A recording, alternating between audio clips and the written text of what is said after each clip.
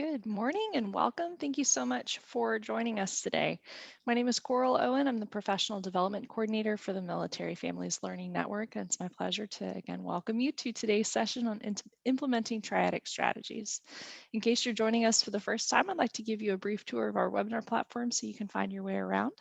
Hopefully you're currently able to view the slides we're sharing. If you can't see them or have any other technical difficulties throughout today's session, you can send us a tech support request via email to milfamln@gmail.com. As some of you have done, we look forward to having you join us today in the chat pod for conversation, questions, and feedback. To embed the chat so you don't miss any links or conversation today, simply place your cursor over the shared slides. You should see a toolbar pop up across the bottom of your screen, and then from there you can select the chat bubble icon. When typing your comments and questions, we'd invite you to select that all panelists and attendees response option so everyone's able to view our conversation in the chat today. We'll also be covering evaluation and continuing education information at the end of today's session, so stay tuned for instructions there. Additionally, if you haven't yet done so, we invite you to download these slides and additional resources on our event page.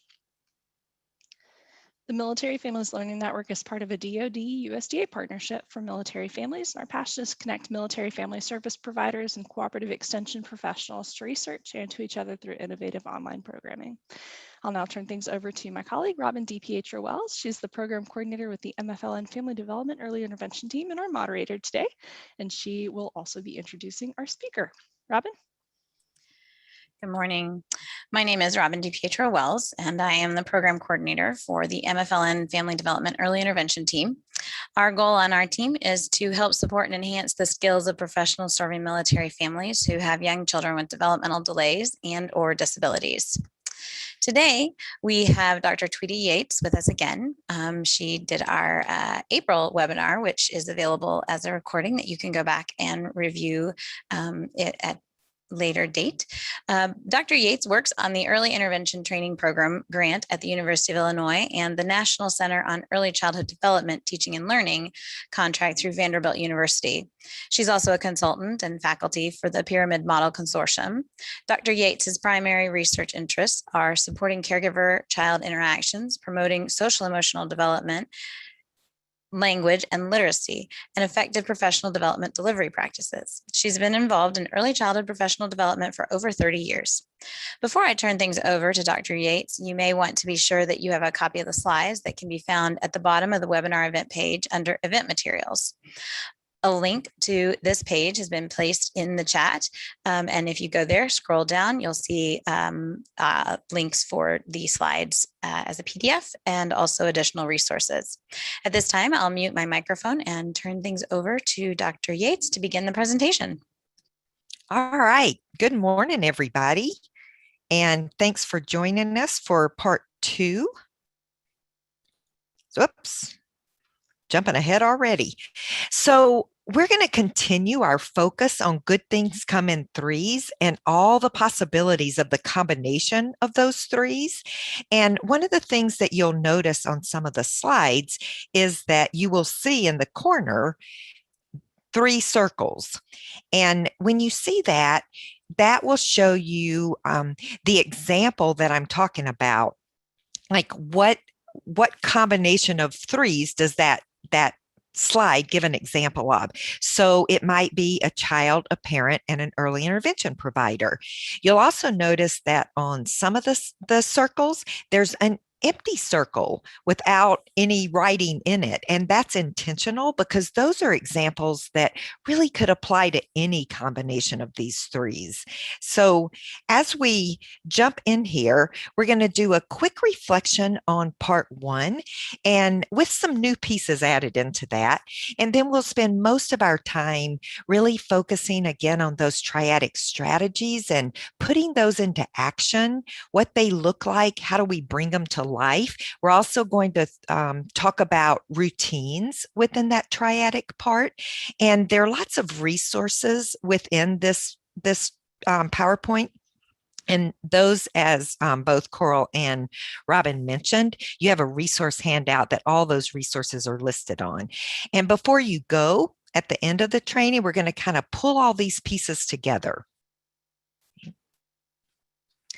So I think one of the most important things that we talked about during part one was how important relationships are and how important our interactions are that really build those relationships with both adults and children that we work with. And there are two elements that have been shown to be really important when it comes to building relationships, and those are reciprocity or turn taking and lengthy interactions. So if you think about how important those two elements are, and if we know they're that important, what kinds of things can we do to really promote that? So two different strategies here. So one is Strive for 5, and that's a strategy that has been really successful when we've used it. It's really easy to remember. So parents like it, providers like it, we like it because it's easy to remember. And it's really just within an interaction that you do at least 5 back and forths. So, you might think, well, that's not a lot, and it's not. But even those 5 back and forths, when we think about lengthy interactions, that makes a difference. So another way that people look at that is thin conversations versus thick conversations. So either one of those works. The main thing is we're trying to come up with some strategies to increase the length of those interactions. So I'm going to give you 2 examples here. So the first one, so a child runs up and it's like, Miss Jenny, look, I made a giant car with the blocks. And the teacher says, cool, and then gives the child a high five. So nice interaction, right? Because you're recognizing that the child's coming up and you're excited about what they're trying to tell you. But then let's look at the thicker conversation. Same thing. Child runs up, says the same thing, but the teacher says, Jude, what an amazing car. Where are you going to go in your car? I'm going to drive to Africa to see elephants. You're going to drive all the way to Africa? Remember when we looked at the map to see where Africa was when we were reading our book this morning? I think it'll take you a long time to get there. I remember, but my car can fly and go really fast. Well, have fun and take lots of pictures so you can show us what you saw in Africa. Okay, so if you think about the difference in those interactions, didn't take a whole lot longer to do those 5 back and forths, right? Or that thin conversation versus the thick conversation. And the idea isn't that every interaction that you have, that you try to have a Strive for 5 moment, but it is that across the day, you make sure that all children are getting Strive for 5 moments. So if you look at this a little bit deeper when we think about development,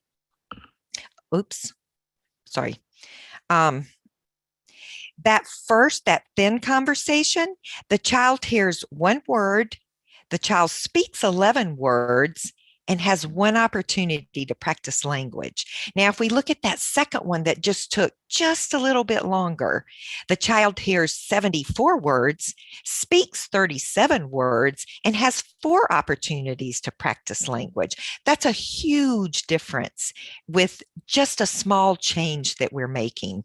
And probably what's even more important about thinking about this as a strategy and a strategy to share is that when we take the time to have that conversation that's a little bit longer, it makes that child feel special and important. So it really builds that relationship that we're talking about. So easy strategy to remember.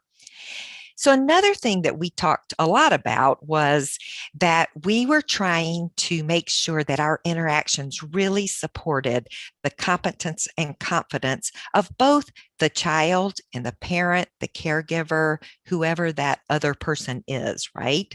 So what we're going to do to get our brains thinking about this is we're going to watch a video, and this is a home visit. So mom's in the shorts and the home visitor is in the long pants.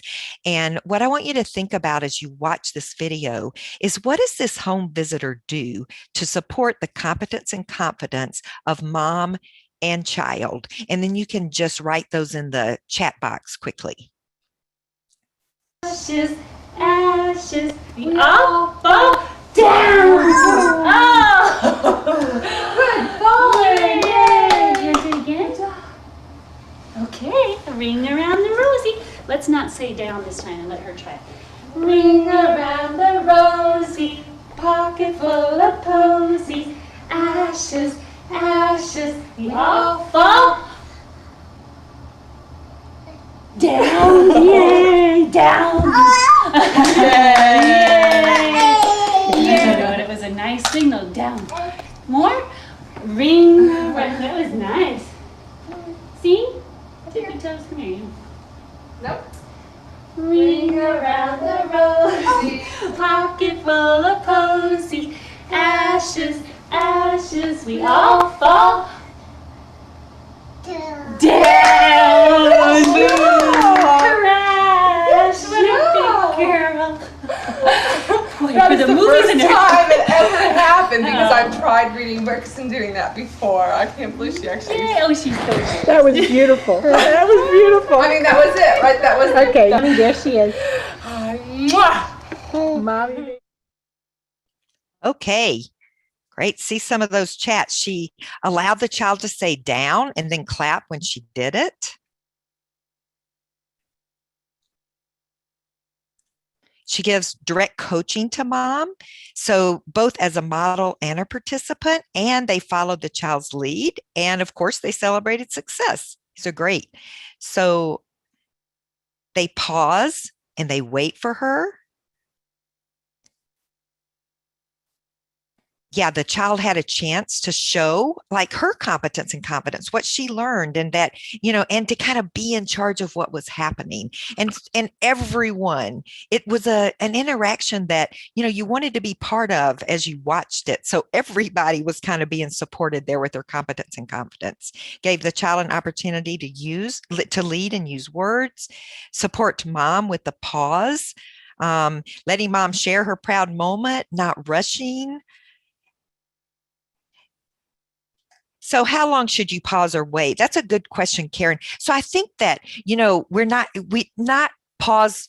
I think it's up based on an individual child, right? Because some children are going to take a little bit. We know that it takes them a little bit longer to respond. So we might wait a little bit longer. Okay. One person says 10 to 15 seconds, but, want to make sure that we give enough time that for that particular child that they have time to respond. At least 10 seconds, people are saying. So, and again, if that child needs a little bit longer than that, and we know it, then that's what we're going to support. So that child can be part of that interaction and show us what they can do.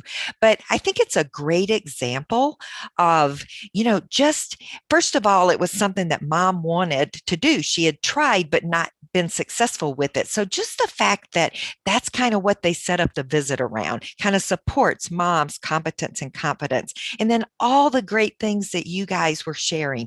She gave mom some strategies that she could use that really supported mom's competence as well as the child's competence. So those are the kind of interactions that we want to keep thinking about as we go through this morning. So another example, and really thinking about, again, how important those interactions are and opportunities to have those interactions in relationships. So this is an example of a child in a classroom. And during the free play time, this child literally had 0 interactions with anybody. And so the teacher was talking to mom about it, and they were trying to problem solve and come up with some ideas. And mom shared that, his latest new thing was trains, and he was really into trains. And she even shared some of the books that he really liked that they read at home about trains. And so the teacher used some of those books and read to everyone. And then she set up one of the centers as a train. And they took just a box and made a train station where you bought tickets, where Jamie, the little boy with the 0 interactions, could sell tickets. Now, in order to help him be successful, so think about supporting his competence and confidence, they made a visual for Jamie with the steps of what he needed to do to sell tickets. So kind of like a scripted visual. And then they practiced it so he knew what to do. And so, they set it up that day and Jamie was really excited. And he went from 0 interactions to 17 interactions. So he was so proud of himself, and they took pictures to share with mom. And, if you think about that's a great example of supporting mom's competence and supporting the child's competence. So through that triadic lens, we're not only supporting that child's competence, but just the fact that we paid attention to what mom said. So it makes her feel like her opinion, her thoughts are valued about her child. So again, kind of a small change that had a big impact. The other thing we talked about a lot was kind of these terms of dyad and triad. And dyad just meaning 2 people, and triad meaning 3. And that triad is what we're part of, because that's using those strategies to support that dyad, and always thinking about, have I set this up in a way that really supports this dyad's competence and confidence? So as we think about that, that's us at the bottom. We're always supporting that dyad, whatever 2 people that dyad is. And we might do that through the adult, and we might do that through the child. Okay. So just a reminder of the triadic strategies that we talked about. So establishing that dyadic context was just trying to set up activities or the environment in a way that, as much as possible, is going to pull that parent and child together so they can have those interactions, and we can support them in having interactions that are fun, right? And then as they do that, we're going to affirm and acknowledge competence and confidence for both the parent and the child. We're also going to focus attention. So thinking about aspects of interactions that we're going to comment on, or we're going to expand, or we're going to ask questions as a way to draw that parent or caregiver's attention to particular competencies or actions in either themselves or their child, so they really notice that competence and confidence piece. We're going to provide developmental information, which we all do all the time, right? So we're going to verbally label and interpret within the context of play and interaction. So when it's happening, we're going to help support competence around how that particular child does things, how they communicate, how they move. So it helps that parent or caregiver really build their knowledge of that child. So modeling.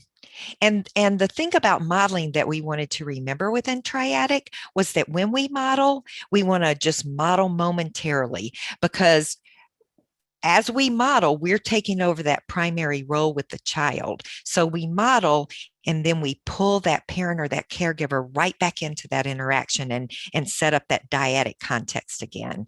And then the last one was suggest. And that's where we suggest specific things to try with the child. And that's where we talked about the importance of problem solving and using our pause power to get ourselves to pause and not just jump in and immediately start giving the parent or the caregiver all our wonderful ideas we have in our head, but slow down a little bit and say, okay, what have you tried already? And problem solve together. And you can still share all those wonderful ideas you have, but it's more of a problem solving process when we do that. So we also, as we talked about and introduced those triadic strategies, talked about that first one is really very non-directive, just establishing a dyadic context, all the way down to suggest, which is the most directive. And really thinking about the more that we end up on that lower end, the more we're the ones that are deciding what the dyad should be doing. We also talked about that even though suggest is directive that the way we say it doesn't have to be. So we can use those terms like, oh, I wonder what would happen if you tried this. Let's try it and see what happens. That, that doesn't sound that directive. And that's what we're trying to do. So if you think about deciding on a strategy, we always kind of establish that dyadic context. And once we do that, we wait and observe to see what happens with that dyad. And then that's where we decide, based on those observations, where we're going to enter. Are we going to start with focus attention? Are we going to model? Are we going to affirm competence? What are we going to do? So we try a strategy, wait and observe, and then we readjust based on that particular dyad. So it looks really different across different dyads. So I'm going to give you an example of this. So I want you to meet Ella. Ella's 11 months old. She loves to look at picture books and play with blocks. She likes to cuddle. She usually falls asleep in mom's arms. She is crawling and even starting to pull up some. And she likes to see mom at all times. So she doesn't crawl a lot because she's perfectly content as long as she can see mom. So if mom's out of sight, she will crawl. So she tends to be shy around people and will cry if others come close to her. Other than that, she doesn't really cry a lot, but she does kind of whine and whimper. She will sit in her high chair just for as long as you let her. She's perfectly content. Just as in the morning when she wakes up, she'll stay in bed and just babble, play quietly to herself. So she doesn't tend to call out for somebody to come get her. So keeping Ella in mind, let's think about two different mom situations here. So let's say mom one. So mom one says, Ella is the perfect child for me. I don't like getting up early. I like to sleep in, and Ella lets me. And, I can just have my coffee, and she just sits in her high chair, and she's perfectly content. She'll play while I go do other things. As long as she can see me, it's fine. Sometimes she's kind of hard to understand, and I'm never quite sure what she's trying to say to me. But she doesn't cry a lot, although she's kind of whiny. And, I know that she's shy, but it makes me feel really good because I know that she needs me. And I love that she's kind of cuddly. I just love that feeling. Okay, so keep mom one in mind. Now we have mom two. So mom two says, I'm just really worried about Ella. She's just so shy and she's just so clingy. And, I have trouble understanding what she's saying, so how to meet her needs. And I just feel like she'll stay in her high chair forever if I let her, and she kind of expects me to just spend hours sitting with her, playing with her on the floor. And I love going to the park, and the park's right across the street from us. It's a great way for us to get outside.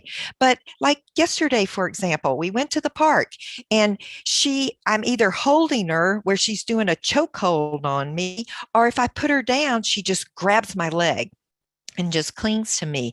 So they have a smaller slide for younger children, and there are all these children going down that slide. She just will not let go of me. I can't even move. So keeping those two moms in mind, let's say that mom one is the mom of Ella, and we're going to think about setting up that dyadic context. Okay, we know there's not much interaction going on there between mom and Ella. So, we talk about how even though Ella's pretty content just playing by herself or, and being in the high chair, how important it is to have those opportunities throughout the day that they play and interact together. So we decide that we're going to set up a turn-taking game with a ball. So it's, mom's going to roll the ball to Ella, and it's going to be, like my turn, Ella's turn. Well, mom rolls the ball to Ella. Ella just sits there and looks at it. So mom says, see, she doesn't like playing with me. So you jump in and model. So you roll the ball and you're like, my turn. Ella's turn. And Ella looks at it, but then you're like, Ella's turn, you can do it. And Ella rolls the ball back. So you do that a couple of times and then you pull mom back into that interaction. And as mom's doing that, you're supporting competence and confidence by going, look at her face. Look at how she's smiling. And she's really getting the, your turn, my turn, going back and forth. She's loving this game. And so you keep going from there. Okay, that's how we might decide on a strategy with mom 1. With mom 2, if mom's the mom of Ella, we know that she loves going to the park. So we decide together that our dyadic context is going to be going to the park. And we're going to go when it's not so busy, so it's not quite as overwhelming. And mom's going to hold Ella in her lap. So instead of the chokehold and holding onto her leg, she's going to sit close to the slide and she's going to hold Ella and she's going to talk about what the children are doing and really interact with Ella and get Ella to look at how the children are coming down and how that looks fun. And so as she's doing that, you're supporting her competence and confidence about what's happening and how Ella looks so relaxed as opposed to just being so, just clingy and holding on for dear life. And if it's going really well, they might even try going down the slide together as opposed to trying to get Ella to just go down. And then you're going to build from there. So that example shows that with those 2 different moms, it's the same child, but 2 different moms, that we would use the triadic strategies in completely different ways based on that particular dyad. So that's what we're trying to do, right? We're trying to make sure that we're meeting the needs of that dyad. Okay. So, another just quick example here. So this is a mom who wanted to, the mom's behind her child, wanted her child to interact more, and he doesn't have a lot of language, so they were teaching him the sign for more. So what they decide to do together is the dyadic context is that material, right? So that's that in and of itself sets it up so 2 children can be together face to face, but it's not really overwhelming.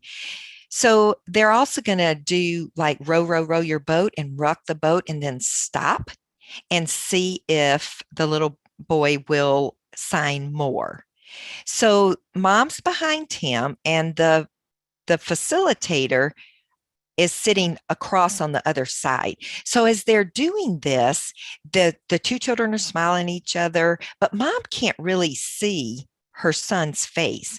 So the facilitator says, why don't you let me rock the boat and you come over here so you can see them and see what's happening. And then once they do that, mom can see the competence and confidence of her child and what he's doing and how they're having fun, the 2 children together, and how he's signing more when you stop rocking. So, again, you're going to support competence and confidence. You're going to share developmental information, talk about how that particular material in and of itself allows that child to practice those skills. So another thing that we talked about was that idea of as soon as we meet a parent or a caregiver, we need to think about how to fade ourselves out. So how do we support competence and confidence in a way that really fades ourselves out, because we're not going to be there all the time or forever, and keeping that primary focus on that dyad. So everything we do, we're trying to set it up in a way that the focus stays on the dyad. So, if we think that's really important, then how does that show up in our practice? So this is a great video example, a very powerful video example from an early interventionist. Very often when parents are told that their children qualify for services, somehow the parents feel that they can no longer help the child develop. That's kind of like taken from them. And then we go back and we restore that. And if I'm just there to coach them, what happens when I leave has no limits. ¿En dónde mami? ¿Ven? ¿Dónde mami? Vaya, ¿dónde mami? Vaya, vaya, vaya, vaya. ¡Bravo! ¿Te quieres quedar ahí o quieres echarte un poquito más para atrás? Para atrás. Vamos atrás, atrás, atrás, atrás. You know how many children walk to me in 32 years of practice? They should have walked to mommy.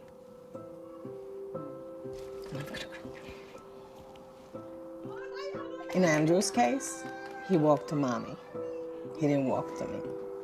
Before it was hard for me. Now he was able to walk by himself and play with his brother. Now they're able to do like the stuff he's not able to do before. Now he can do it. So he do very well. I went into this profession to help.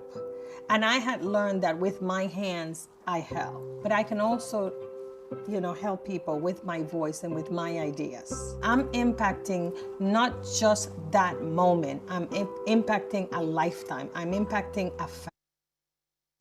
Oh, sorry. I don't know why I just want to keep going fast here. So look how powerful that was. And I think it's such a great reminder of that supporting competence and confidence and the difference that makes when we keep that focus on that dyad. So just a reminder before we jump into more examples around triadic, you can do and use triadic strategies anytime, anywhere. So with this example, let's say that you're a teacher and you send a note home to families and letting them know that you're working on shapes, and you send them, some different ideas of things that they can do with, when they go on a walk, when they're in the grocery store, in their house, how they can look for different shapes so children can practice those skills. So you happen to be in the grocery store and you run into a parent and a child that's in your classroom, and the child runs up to you and says, "Oh, we're looking for shapes. We found circles and we found triangles. We ate a piece of pizza and it was a triangle." And, so he's so excited about finding all these shapes. So how could you use triadic strategies in that moment? So if you could just write in chat, and Robin, if you could help me just read a few of the suggestions that come up in chat, please. Yeah, sure thing.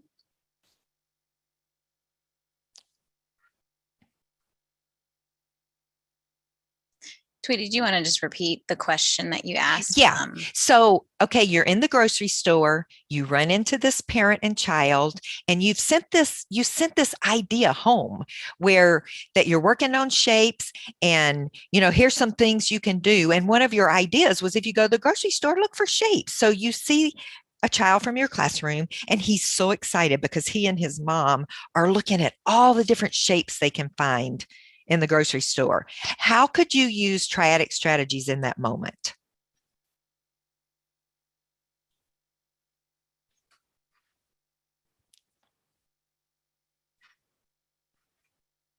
Any ideas? So Pete mentioned that you could help ask the child about finding more shapes and sharing those with mom. Anne says to ask the child what they did see. Beth mentions praising the child, telling them to see if they can find even more in a nature walk and bring it to school the next day. Joanna mentioned asking the child to show what they had found. Yeah. So those are great examples. And just think too about supporting the child's competence and confidence. Yeah, share shapes you found, and,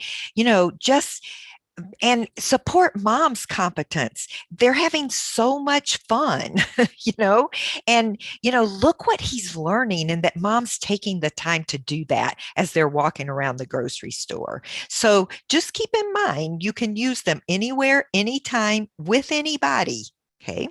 Okay. So let's jump into kind of bringing this to life again and thinking about these different strategies. So as we look at the examples, I think just as last time, if you were here last time, or if you've had a chance to look at the video from last time, that as we do this, I know you're going to be thinking, well, I already do these things.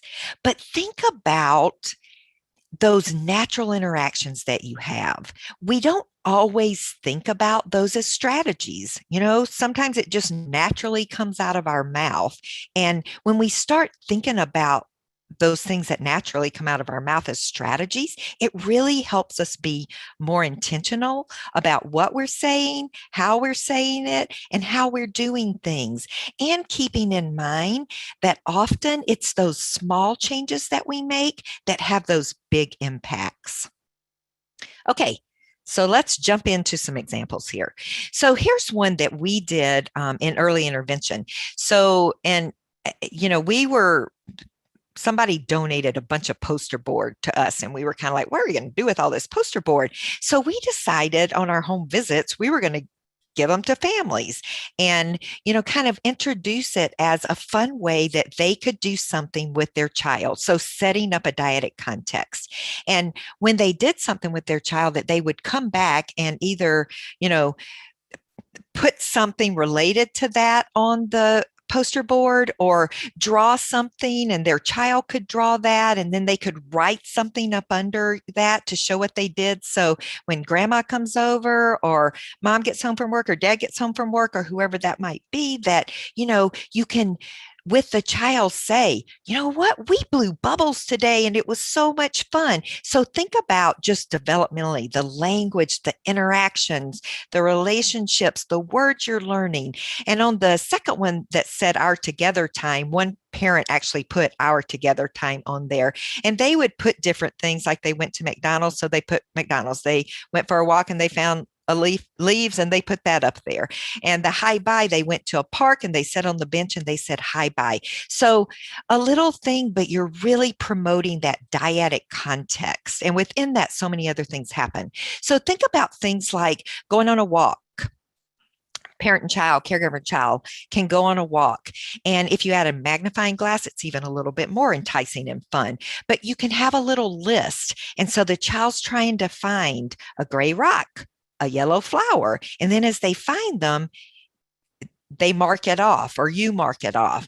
But just again, think about the competence and confidence. And it's a great example, I think, of how you're constantly going up and down the triadic strategies, because you are, here providing developmental information, you're supporting competence and confidence, you're focusing the parent or caregiver's attention on the things that are happening. So fun idea.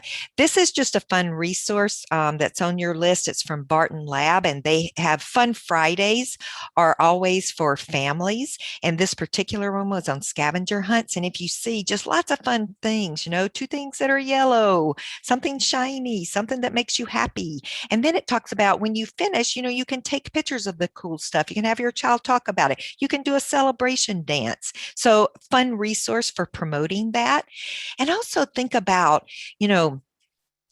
if you have a child who's hitting or kicking, those kinds of things, kind of putting more of that positive spin on, instead of, no hitting, no pushing, those kinds of things. But let's go on a scavenger hunt outside and let's find things that we can hit or we can kick. Okay. So that's another fun idea. Another fun resource is on the Center for Early Literacy Learning. There are some resources for families, and they're broken down across infants, toddlers, and preschoolers, and they're called POPs. And what they are just little pops of things you can do with your child that don't take much time. So these are things that you could give to families because it's a one-pager, or you could just pull off ideas. And what we used to do is at the end of home visits, we would just have a couple of single little pops and let parents pick one of something that they could do with their child between then and the next visit. And it was part of the routine of the visit. So they knew to expect that they were going to pick a fun pop that they could do. And, we haven't talked much about the fact that you could also use triadic strategies when you're a teacher promoting things, you're good things come in three as a teacher and a child to a child. So let's say you were teaching friendship skills or friendly behaviors, and you want children to practice those. So you set up a buddy table, and that buddy table has really fun, enticing things in it. And the only way you can play at that buddy table is to have a buddy.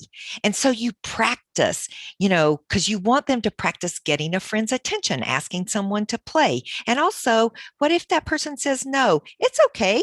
Just go ask someone else, right? So you want them to practice those skills. So that's a great way to do that. And as children are doing that, you're using those triadic strategies. You're supporting their competence and confidence. You've set up that dyadic contact with the buddy table. You might have to model some things, and you might have to suggest some things. But that's a way that we can think about those triadic strategies with not an adult child as a dyad, but a child to child as a dyad. Okay. And then affirm and acknowledge competence. Think about those fun things that you do where you can, as a teacher, that you can send home that don't take a lot of time for you to do, but share with that family some of the things that their child's doing. And, a great way to support that competence and confidence of both child and child and parent.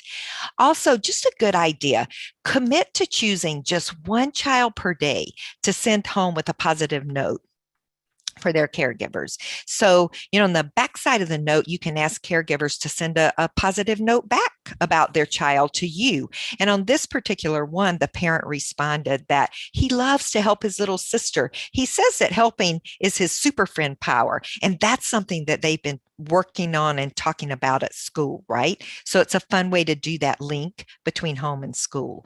Here's a child who was working on motor skills and did not like standing at all. So it was hard to get him to practice that. So mom loves to play the piano, and he was kind of fascinated. So what she decided, when I play the piano, he comes and he stands by the piano. So just acknowledging what a great idea that was, right? And then you guys are probably familiar with the book nooks that are on the MFLN website, but one of the ones that I really love is the Love Spot book, and that's about when before a family member is deployed. The book starts off with talking about the spots on a camouflage uniform, and that those spots, every time that family member that's deployed looks at one of those spots, it makes them think about, they're called love spots, and it makes them think about that child or, whoever that might be. And one of the activities is to actually put a little book together as a family about little love spots so that the person being deployed can have that book, as well as those left behind can have that book. So think about if one of those things, those love spots, was Daddy reading my favorite book, Brown Bear, to me, because Daddy used to read that book all the time to the child. And, we don't always think about that parent or that family member who's deployed supporting their competence and confidence. So the childcare provider, the little boy was reading Brown Bear. She made a video of it and then sent it to Dad, who was deployed. So think about getting that, and what that love spot just got a little bit bigger, right? So I'm going to show you just a little bit of this.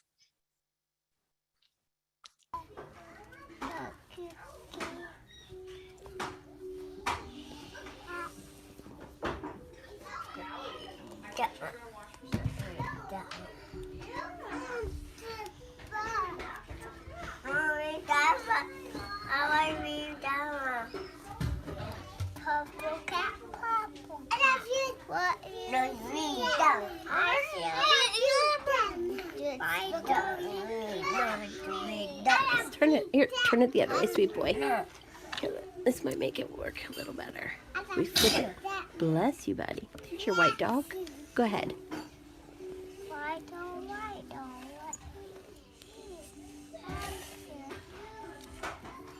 Black sheep. Yeah. Here you go. Right here.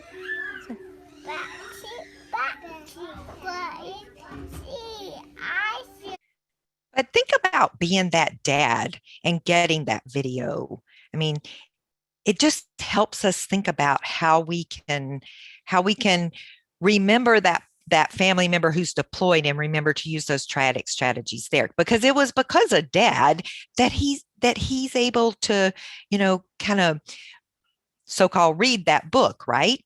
So another thing is, we know that families have told us, when you bring toys in, it makes us feel like that we don't have things in our environment that really support our children, or that only that particular toy is what we need to, support our child's development, and we don't always have the resources to go buy those. So think about the things within a family's environment, and again, problem solving together with that family member about, what items you can use to promote whatever skills that child's working on. And in your resource information, there's some resources around ideas around just typical kind of household items and how you can use those to support different developmental skills, right? So I know this slide has a million words on it, but I think this is such a great example and such a great reminder of affirming, acknowledging competence and competence. So, years ago, we did focus groups with parents around IFSPs, IEPs, as well as, when you would go to meetings about assessment information. And, they said, I always feel like it's the can't do report and I cry for days. And so look at the way that this meeting is set up. So your child's amazing. And we're going to talk a lot today about the things that your son can't do, but we want you to know how amazing he is, how this is not the sum of his deficits, that today is about helping him. So yeah, we're going to focus on what he can't do so we can figure out how to help him be able to do those things. So such a great reminder of how that sets the tone for that meeting and how much more positive that can be. I'm thinking about a child who has trouble like with space and staying in his own space, so other children don't want to play with them. So how do you affirm competence and competence? You put tape on the floor to mark space so that child can be part of those interactions and can be more successful within that. And you can send information home about, because that parent knows that not many children were playing with their child. So now look at all the children they're playing with. Those little things that you can do. Thinking about, the times that families say, his brother was crawling now, but he's not really crawling. He's doing this really strange thing. Well, there's a really fun resource on 0 to 3 that talks in a fun way about different ways that children crawl. So just think about, that he can get anything he wants to. He's crawling. It's just not all children crawl in the same way. So it gives you a fun way, again, to kind of support the positive part of that.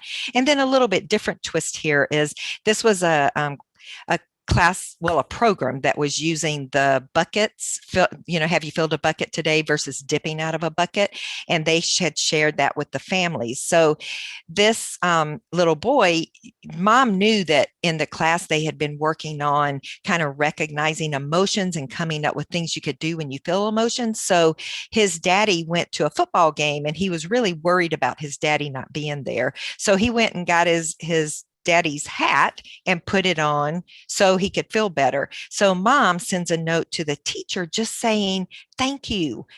Ask him about what he did last night when his daddy went to the game, and you're truly the best. So all of these combinations of threes work both ways, back and forth. And I put this resource in there for you if you're not familiar with it, because when you go to that website, up in the right-hand corner, you'll see a little tab that says select a language. This has all kinds of free resources on it around bucket filling, and you can click on which language you want, and then it'll print that resource out in that language. Okay, so focus attention. Remember, dad's really focused here. So we're not trying to get him to focus his attention on the child, but he's worried about the child not, talking as much as she should be talking. So you say, did I hear that right? Did she just say big butterfly? Has she been putting two words together as a way to get dad to focus on the fact that, wow, she's putting two words together that he might have missed there. Okay, so another one. So we have a provider who says that, this child just doesn't communicate at all, says no words and just, makes these sounds, and it makes it really, really hard. And he loves dinosaurs. And so he plays with the dinosaurs and he won't go to breakfast. So I'm just show you a little bit of this. So what we decided to do is videotape him and then watch this together. So what we concluded was he's actually doing a really good job at communicating, even though he doesn't have many words. So I'll show you this. Oh,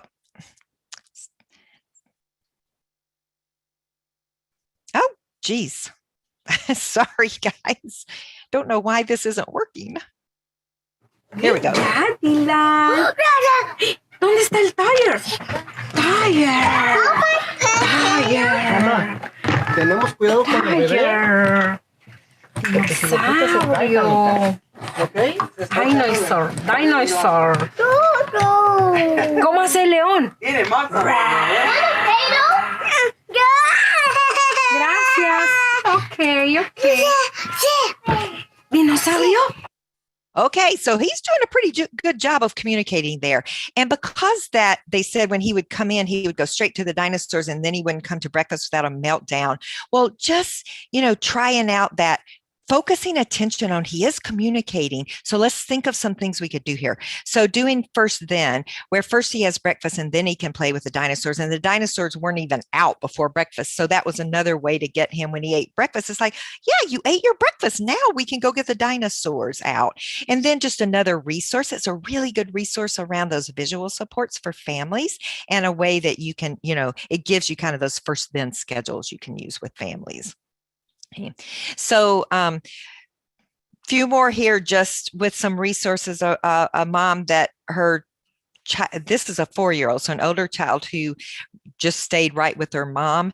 So in this program, they had socialization groups in addition to their home visiting and classroom programs. And so they set up the socialization around, helping the adults understand how their presence helped their child feel secure. And so the facilitator of the group played with the child with mom close by, just to show her how she could, some strategies for doing that. So providing developmental information, don't forget to celebrate those successes, because I think when a lot of the children we work with, sometimes the progression of development may be in a little bit smaller steps, but they're huge steps, right? And when you're with a child all the time, you sometimes miss those. So just thinking about, like, whoa, JP just put his straw in his juice box without any help. That's another example of kind of coordinating his eye and hand movements to put objects in specific places, just like he's been practicing with books and puzzles at childcare. Or again, the times when, you have parents who just are like, well, why isn't he walking? He should be walking. Other children his age are walking. And so that may be true. He may not be walking yet, but put that in that developmental context about, well, he's not, but let's think about what he is doing and explaining that progression. So he is walking with two-hand support, and he's really getting to that point where he's almost doing one-hand support. And so it helps that parent kind of move away from he's not walking to, well, not yet, but look, he's working on it. He's doing those things that lead us up to that point, right? Or thinking about all the times that, parents talk to us about being worried about having those, tantrums and those big emotions, and just understanding developmentally that we expect young children to have tantrums and meltdowns, that they have these big emotions, but they don't have many tools to handle them yet. And another way to think about that with parents and caregivers is, instead of saying, I'm 2 years old, think about, I'm 24 months old. Because when you say that, it's like, wow, I've only been around for 24 months. Or if I'm 3, I've only been around for 36 months. And emotions are things that as adults we struggle with. So it kind of puts it back in that context of, they they haven't figured out all this emotion piece, what they're feeling with those feelings inside. So this is a fun resource that I think just kind of helps think about tantrums and makes a lot of sense. So the emotion brain is your gas pedal. Your thinking brain is your brake. So when you feel those strong emotions, you can put your brake on because you have that thinking brain. You have those strategies in your brain about things that you can do. Toddlerhood is like driving with no brake, and a tantrum is like a runaway car. A toddler during a tantrum is like driving a runaway car with no brake. So when you put it in that context, when I don't have that brake yet, where I can kind of know what that emotion is, know what I'm feeling, have those strategies of what to do, that we have to stay close by. So it's another way to kind of put that behavior into context so it makes sense for a parent, as well as giving them strategies of things they can do.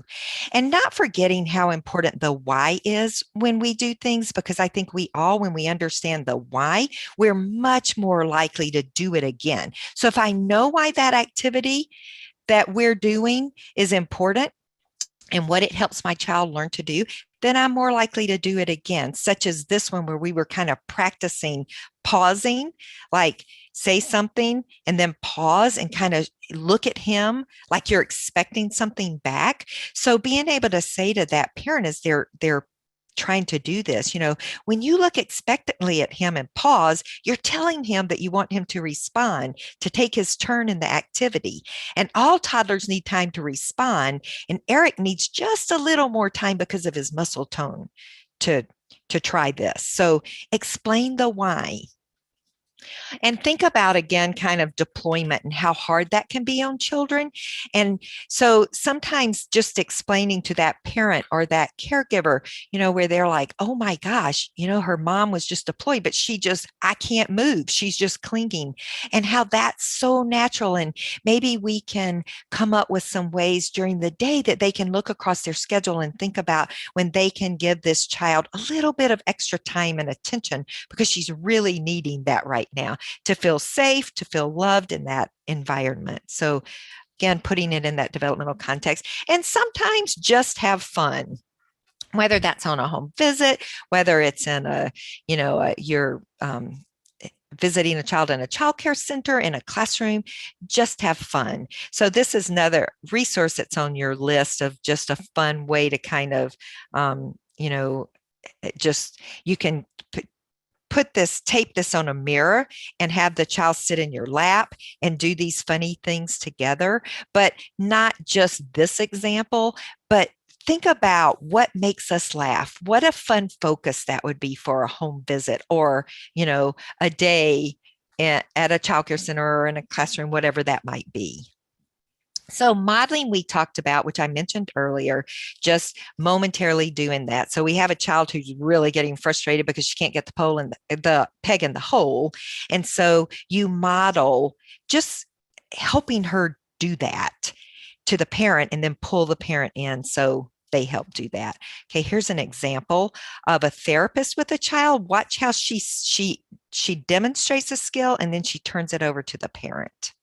I'm going to try to this again without changing the slide, but we'll up, and I didn't do it. It's not showing up here. Okay, there we go.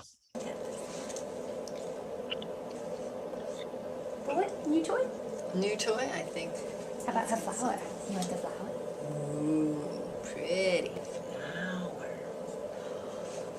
Pretty flower.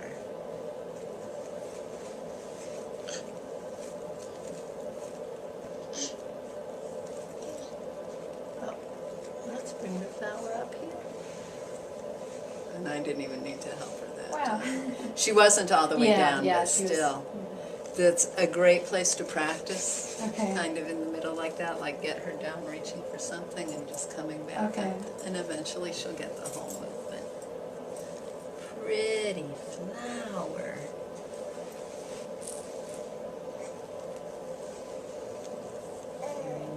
Let's go down a little bit further. She's like, I want to. Yeah, I know. There. You can Whoa, and I wasn't ready to stop you.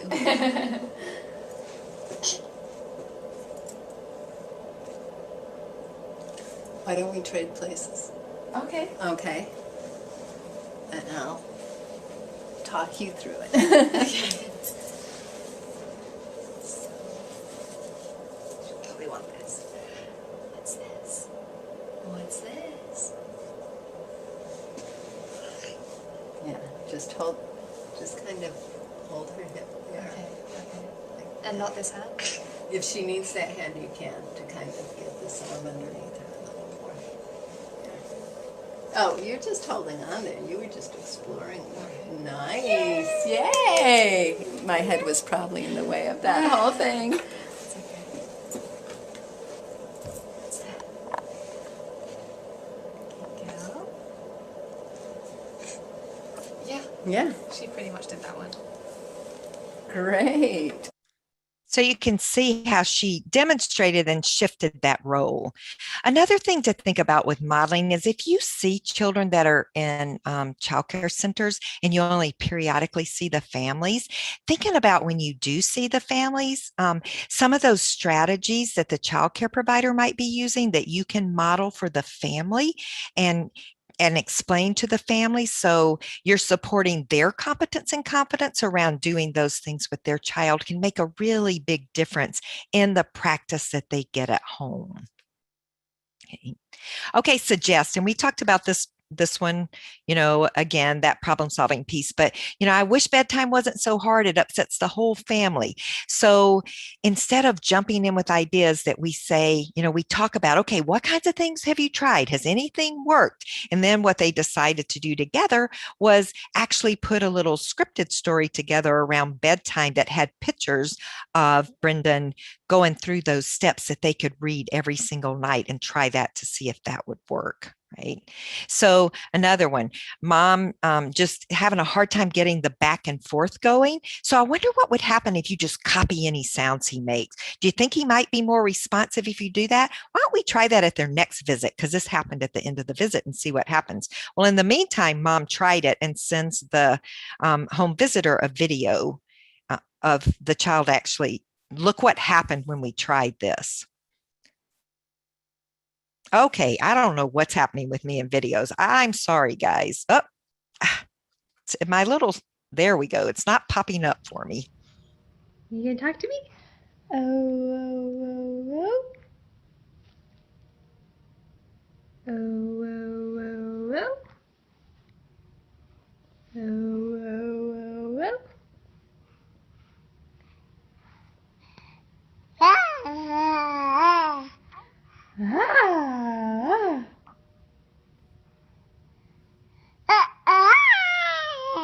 Oh.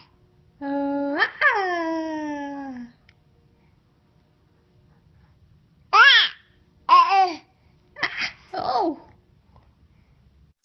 So, look what happened. Not only is he now making sounds, but he's even trying new sounds. So it was a suggestion, but what a great way to support competence and confidence within that. Child at a childcare center who at home really struggles with taking turns. So mom asked the childcare provider, can you help me think of things that I can do at home? So childcare provider shares some of those things, making some of those suggestions to that parent that she can try at home, right? And then thinking about, just problem solving again, that it's again a child that a parent wants to interact more. So he'd rather play with me and just watch children than joining in. So what they did is at this play group they planned the whole group around how you can help me play with other children, what you can do and say.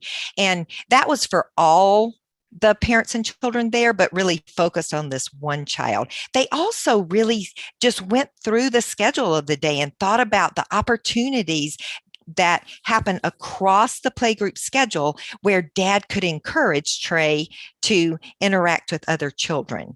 So dad had a really good idea of some things that he could try. And then he did those things. And then afterwards, they really talked about, so what happened when you tried them. So carrying it through, like really, this is something that's important to the parent. Let's think about some ways we can make that happen. And then what happened when we did it? And how can you carry that over to home? So this last section here is, we know that when we focus intervention or things that we're doing with parents and caregivers around daily routines instead of just targeting missing skills, that children tend to get lots more opportunities to practice. It's much more likely to happen because those routines, those family routines, are already happening. So we're not asking a family to add something new to what they already do. So this was the Early Intervention Clearinghouse is a resource we shared last time, but just as a reminder of all the great resources that are there around daily routines. So let's just think about these routines for a minute. So this is an example of a family where Amy is the EI provider, and she goes in, and one of the things that they've been working on for this child is balance and coordination, especially around using the walker. And so when Amy goes in for this home visit, she's kind of planned that she's going to get Dad to kick the ball and then get Macy to go to the ball in her walker and then kick it. So that game sort of lasted for a couple of times, and then Macy sort of lost interest in it and wanted to go outside.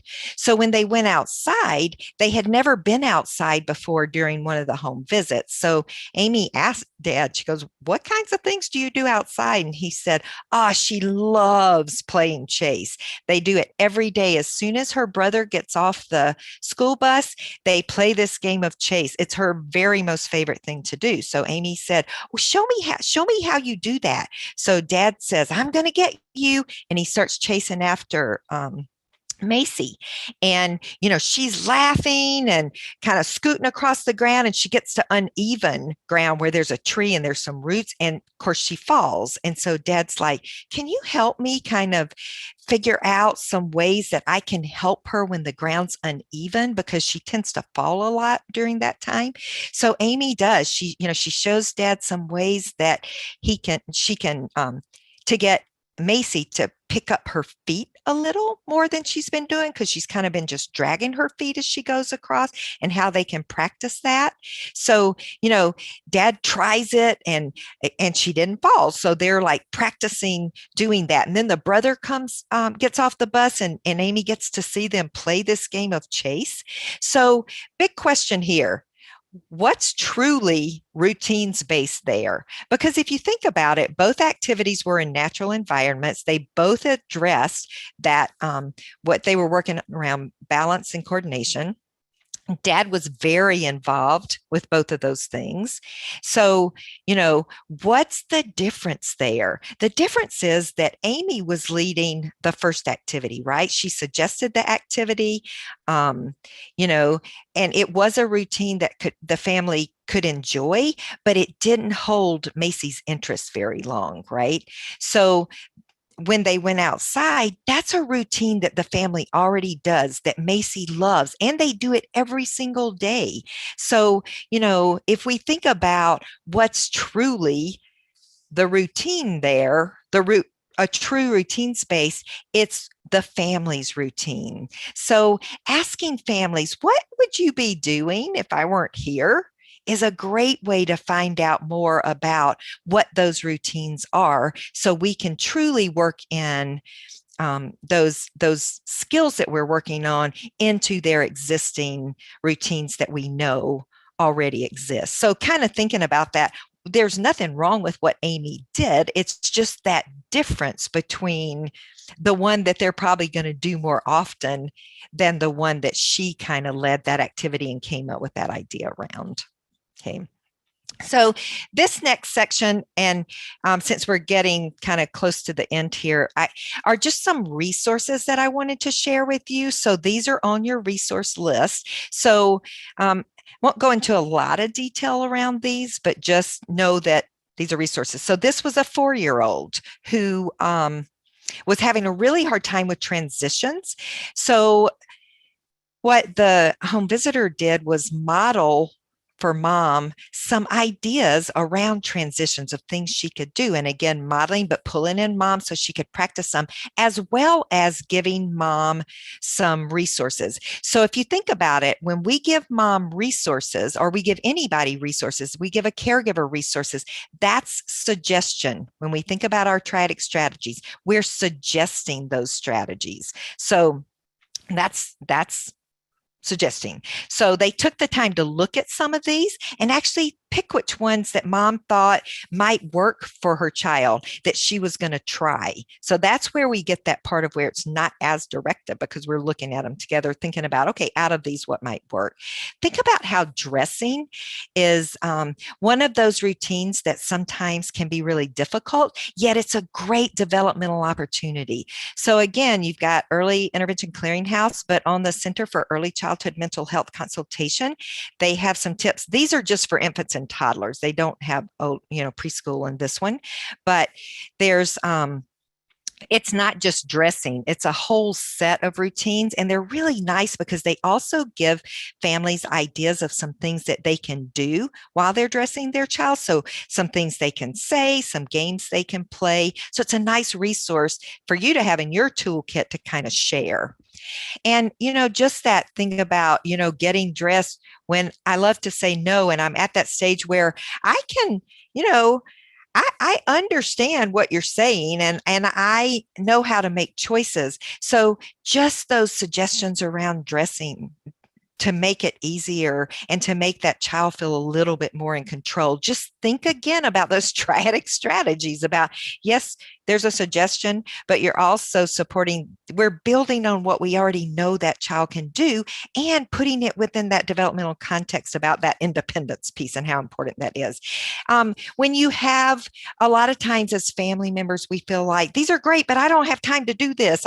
There's so many things going on. So think about working in those things around routines like diaper changing, because we have to change diapers. So here are 3 great resources that give some fun ideas around diaper changing with, songs, or like the little diaper changes has a little diaper change. Keenan needs a diaper change. Off with the old, on with the new. Keenan no longer smells PU. And when you do that over and over, the child knows diaper change is coming, but it's funny. And just the sound of your voice is funny. So it's a great way to engage and set up that dyadic context. Think about laundry baskets. Everybody kind of has those. Fun ideas of having a tea party or, delivering the laundry. Turn watch time into talk time. Again, things you can do while washing, things while you can do while dressing, and, then folding. And meal times, I think parents will say, that happens all the time. And just think of all the developmental areas that you can support there. So feed Jack a spoonful of food, wait, sign more, wait, repeat. I put that on there because parents have told us over and over, when you're modeling and then they're practicing that skill, that they think they have it, and then you leave and they don't remember all the steps. So just coming up with little steps increases the chances that they're going to, practice those skills with their child. Okay, so we're going to take just a few minutes and watch just the beginning of this. And I want you to look at this through a triadic lens and think about those triadic strategies and what you might do differently here. So you can respond quickly in the chat.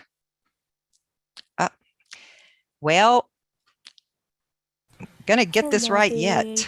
Did you like that song? Yeah.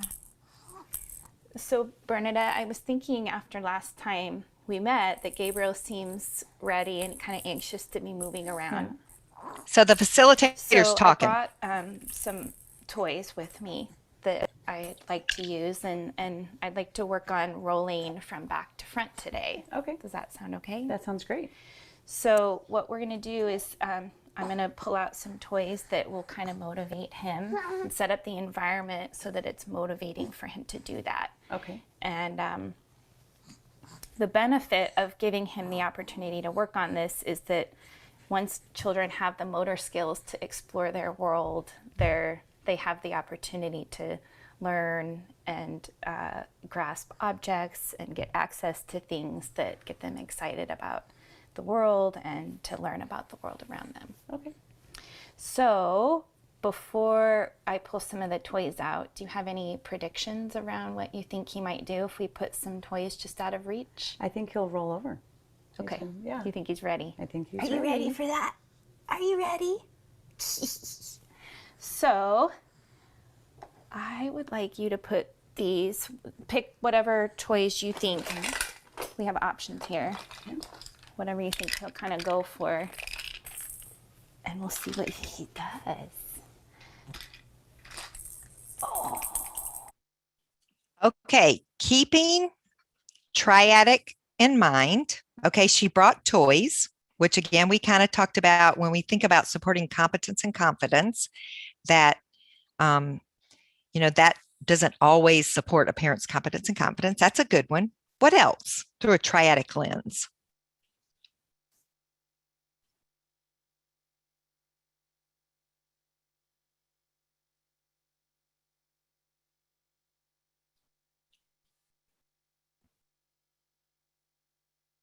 Involved mom. So she did involve mom in what she predicted.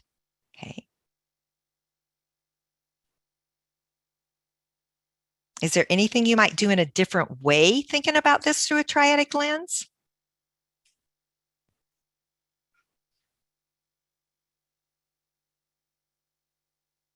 She stayed with the child. Mom should be sitting with the child. So if she just changed her position, right? She could have said those same things, but just changed it where mom is the one interacting. So thinking about that, the keeping that dyad at the focus of everything we're doing. Okay. So have mom sitting, working with them. Like the idea of having it was a good activity that mom could do just to get him to roll over, right? Ask mom to change positions. Okay. Because if mom's there, it gives us a better chance to be able to support competence and confidence, to talk about developmentally what's happened, to focus attention if we need to kind of focus on what he's already doing. So just those little changes, just shifting position, just using materials that are already in that home environment would make a huge difference with that. So again, those small changes and the big impact. So suggest that mom try it again, right, at home. Okay.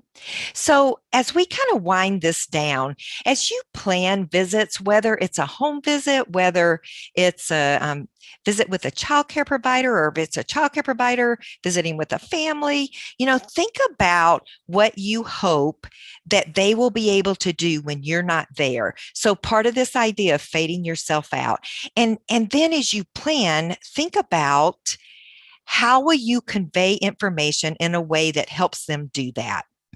And then plan that what are you going to do with the parent? How are you going to do it? And the why, not forgetting the why is this important. So I think that's a great way to help us be more intentional about planning. What do we want that family to be able to do, or that childcare provider to be able to do, or that teacher, that whoever that might be when we're not there?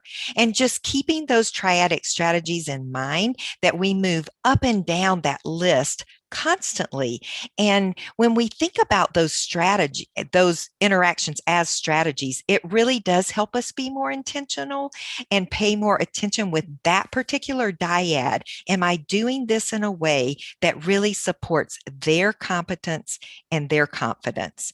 And so I hope through all of this that you just remember how important you are when we think about good things come in threes, that, you're the one supporting that competence and confidence of that parent and that child, or that caregiver and that child, and just making that big difference about both of the dyads having that sense of, I can do this. And in fact, I'm really good at this. So we just appreciate everything you do. And again, hope that you know how important you are in this process. And so, I hope that this idea around triadic strategies has really given you some things to think about, even though they may be things that you're already using and that you can use in your daily practice and your interactions. So thank you so much for being with us for both of these sessions. Great. Thank you so much, Tweety, for such a wonderful session. And additionally, I want to thank the audience for your participation and your engagement. I've got some housekeeping things I'm going to cover real quick for those of you particularly who are looking for CE credits and other information like that. So before we get into that, I wanted to let you know that the next webinar we are hosting will take place in September on the 23rd at 11 a.m. Eastern. This webinar will share ideas, strategies, and resources for teaching important social emotional skills, as well as partnering with families as they support their children's development. You can learn more and RSVP using the link that's there on the slide or the one that was just placed into the chat, and that's for the September webinar. So regarding continuing education credits, today's webinar offers CE credits for attendance at the live event and for viewing the recorded webinar within 1 year of today's date. We provide CE credits for professionals who are in early intervention, as well as certified family life educator credits. There's also a certificate of completion for general use that is available. To receive the continuing education credits or a certificate of completion, all participants have to complete a two-step process. First, you would complete an evaluation. After you submit the evaluation, an end of survey message will appear that looks like this one. And you will need to read that information carefully and choose the link that best fits your professional role. The link you select will take you to another survey or a post-test. Please note, all participants seeking any kind of certificate will be asked to input an email address. Depending on the link you select, you may be asked for other information, such as a provider or educator ID number per your state or organization's requirements. After successfully completing this second step, a certificate or any additional information will be emailed to you within 24 to 48 hours. If you do not fully complete and submit the second step, or if there's a typo in your email, the system will have no way to send you a certificate. If you don't get one after those 24 to 48 hours and you've checked your spam folder, you should reach out to us using that email address that you see on the screen, and we can help you kind of troubleshoot and figure out what's going on with that. A link to today's webinar event page will be placed in the chat just in a moment, and it's also there on the screen in the gray box. And in fact, that one in the gray box there is incorrect. The one in the chat is correct. That's my mistake. I did not make that edit change, but in the chat, that link that you see right there that Misty just put in that ends in 95069, that is the correct link. Use that link. You may have to copy it and paste it into your browser window. When you go to that page, you'll see a purple button, much like the one that's there on the right side of your screen. By clicking the purple button on the webinar event page, you'll be able to access that evaluation. If you receive some kind of error message when you click the purple button to access the evaluation, please read the error message. Sometimes websites are blocked by a user's settings or their organization's firewalls. Our team is unable to assist with those types of problems. You would need to contact your organization's IT department for assistance, or try accessing the evaluation on a personal device or your own personal home internet connection. If after attempting these solutions, you still get that error message, please take a screenshot of it and attach it to an email and send it to us, and we can help you troubleshoot. For questions regarding CE credits or anything else about today's presentation, feel free to email our team using the address that's on the screen, and that will be put in there, that's already in the chat there for you. That email address is mflnfd earlyintervention@gmail.com. You can also connect with our team by signing up for quarterly newsletters and following us on Twitter, and check out the Family Development and Early Intervention area of the MFLN website using the link at the bottom of the screen. Again, I also want to thank Dr. Yates for this great presentation and you all in the audience for your engagement and contributions to today's discussion. At this time, I'm going to mute and turn things over to Coral for any final housekeeping notes that she needs to make. Thanks, Robin. I want to echo Robin's thanks to Dr. Yates for just another fantastic session today. As Robin mentioned, please feel free to share the recording of today's webinar. When it comes out, it will be posted to the event page here in a day or two. And you're welcome to go back and review or share, like we said, this information with anybody who may be interested.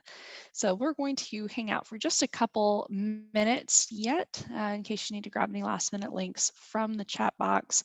However, do be reminded that all of the links, the slides, all of those things that you may need in support of this content and today's session are available on the event page. So thanks again for tuning in. Wish you a wonderful weekend, and we'll see you again soon.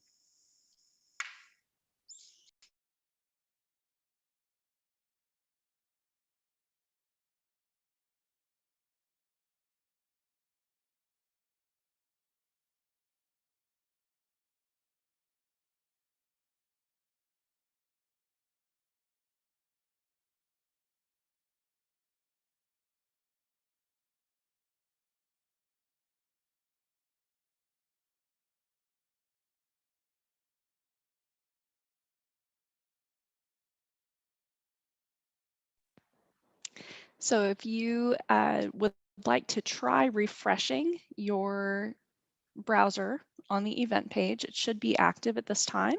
So please go ahead and attempt that. If you're still having trouble, you can always send Robin and her team an email at mflnfdearlyintervention@gmail.com for assistance, but it should be working and active at this time.